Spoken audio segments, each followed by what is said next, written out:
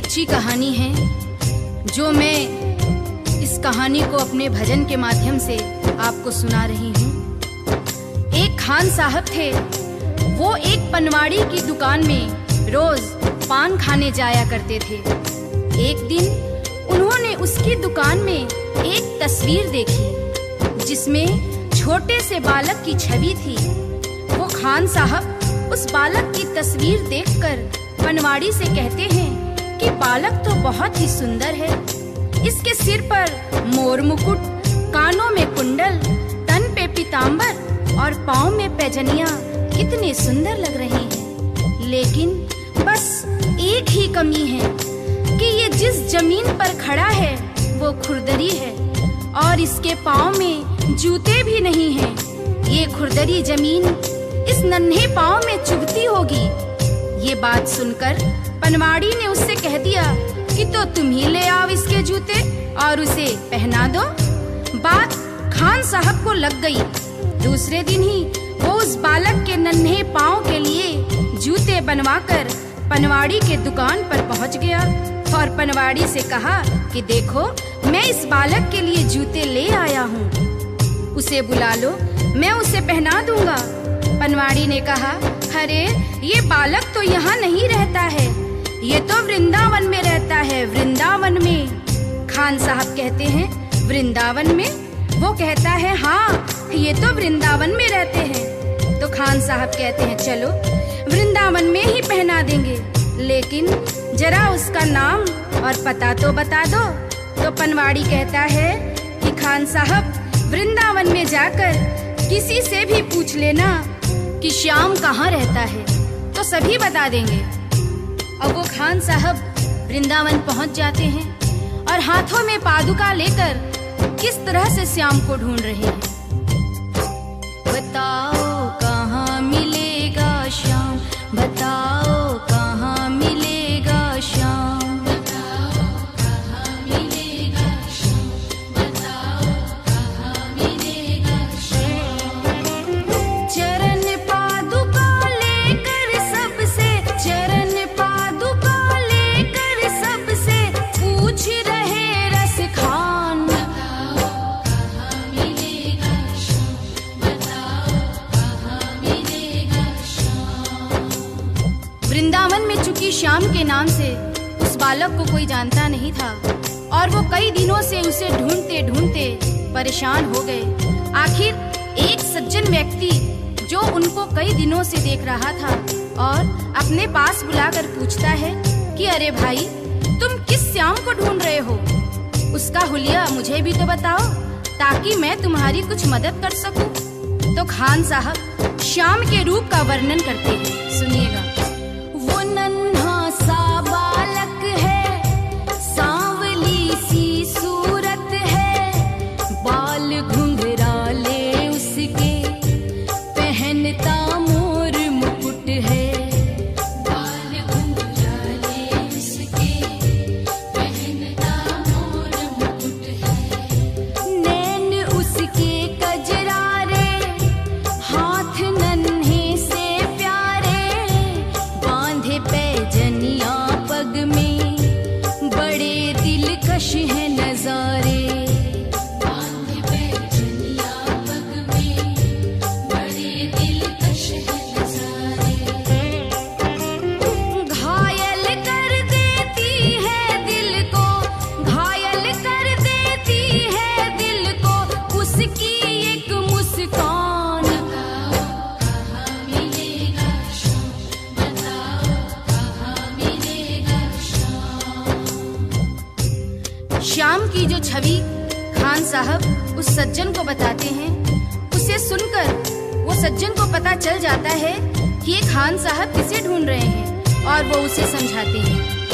समझ में आया जिसका पता तू पूछ रहा है, वो है बांके बिहारी जिसे तू ढूंढ रहा है, वो है बांके बिहारी जिसे तू ढूंढ रहा है।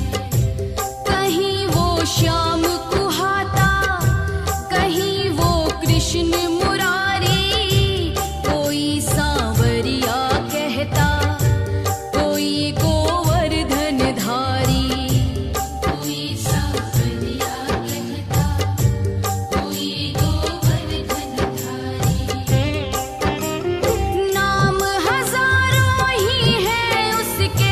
नाम हजारों ही है उसके, कई है जग में धाम। बताओ कहाँ मिलेगा श्याम, बताओ कहाँ मिलेगा श्याम। सज्जन की बातें सुनकर और उससे पता जानकर वो सीधे बांके बिहारी के मंदिर में पहुंच जाते हैं और ज्यों ही मंदिर के अंदर प्रवेश द्वार पर जाने लगते हैं, वहीं खड़ा पुजारी उन्हें मंदिर के अंदर जाने से रोक देता है और कहता है कि तुम अन्य जाति के हो, इसलिए तुम अंदर प्रवेश नहीं कर सकते हो। तो खान साहब उस पुजारी से बहुत मिन्नतें करते हैं, लेकिन वह पुजारी उस खान साहब को आज्ञा नहीं देते हैं और खान साहब को मजबूरीवश क्या करना पड़ता है, सुनिएगा। मुझे ना रोको भाई, मेरी समझो मजबूरी, शाम से मिलने दे दो, बड़ा है काम जरूरी। शाम से मिलने दे दो, बड़ा है काम जरूरी। सीढ़ियों पर मंदिर के डाल कर बैठा डेरा, कभी तो घर से बाहर शाम आएगा मेरा, कभी तो घर से बाहर शाम आएगा मेरा। इंतजार करते करते ही, इंतजार करते करते ही सुबह से हो गई शाम। बताओ कहाँ मिलेगा श्याम, बताओ कहाँ मिलेगा श्याम।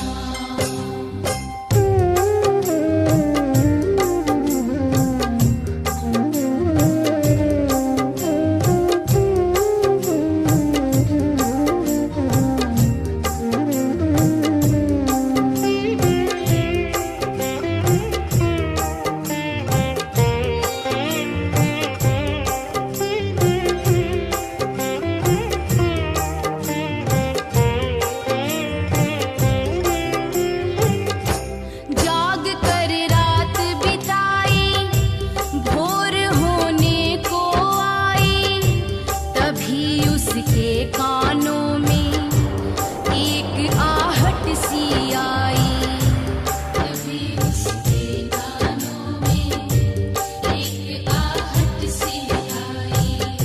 वो आगे पीछे देखे, वो देखे दाएं बाएं, वो चारों ओर ही देखे, नजर ना कोई आए। वो चारों ओर ही देखे, नजर ना कोई आए। झुकी नजर तो कदमों में, झुकी नजर तो कदमों में, बैठा था नन्हा श्याम। बताओ कहाँ मिलेगा श्याम, बताओ कहाँ मिलेगा श्याम।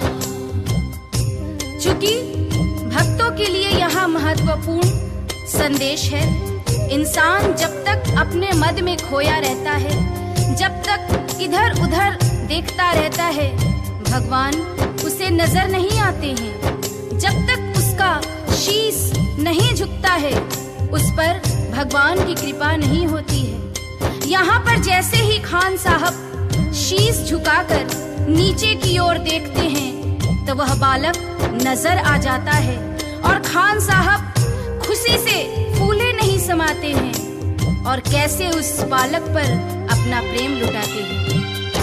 खुशी से गदगद होकर गोद में उसे उठाया, लगा कर के सीने से बहुत ही प्यार लुटाया, लगा कर के सीने से बहुत ही प्यार लुटाया।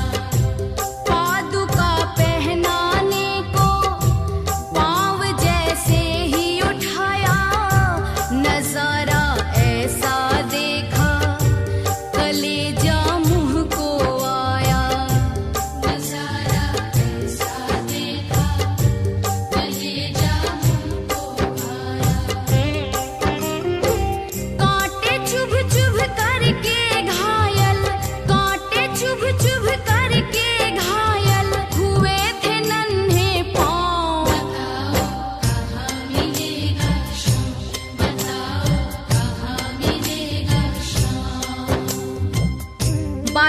नन्हे नन्हे पांव कांटे चुभ चुभ कर छलनी हो जाते हैं, जिसे देखकर खान साहब का हृदय रोने लगता है और उनके आंखों में आंसू आ जाते हैं। वो सोचते हैं कि तस्वीर देखकर मुझे जिस बात का डर था वही हो गया है।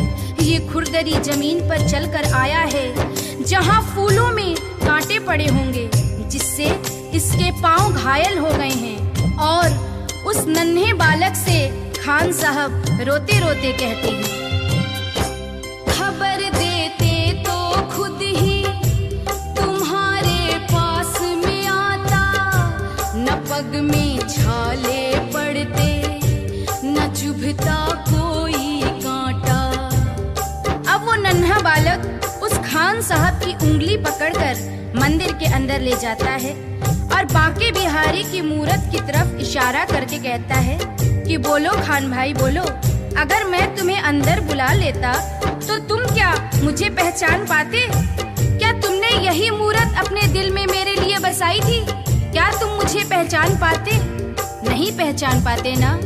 इसलिए ही छवि जैसी तू मेरी बसा के दिल में लाया, उसी ही रूप में तुझसे यहाँ मैं मिलने आया, उसी ही रूप में तुझसे यहाँ मैं मिलने आया।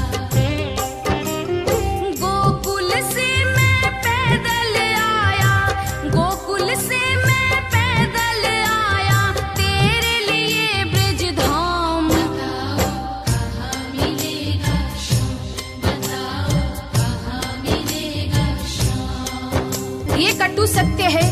गीता, रामायण, महाभारत कहीं भी पढ़ लीजिए। भगवान को हम जिस रूप में देखते हैं उसी रूप में वो हमें दर्शन देते हैं। जैसे कि द्रौपदी ने कृष्ण से कहा कि तुमने मेरा चीर बढ़ाने में इतनी देरी क्यों की? तो कृष्ण ने कहा कि दोष मेरा नहीं है द्रौपदी, दोष तुम्हारा है। द्रौपदी, मैं तो तुम्हारे पास ही खड़ा था, तुमने पुकारा ही नहीं। तुमने तो द्वारिकाधीश मेरी लाज बचाओ कहकर पुकारा, इसलिए मुझे द्वारका जाना पड़ा और तुम्हारे पास आने में मुझे वक्त लग गया। अगर तुम मुझे भैया कहकर बुलाती तो मैं तो तुम्हारे पास ही खड़ा था द्रौपदी। श्याम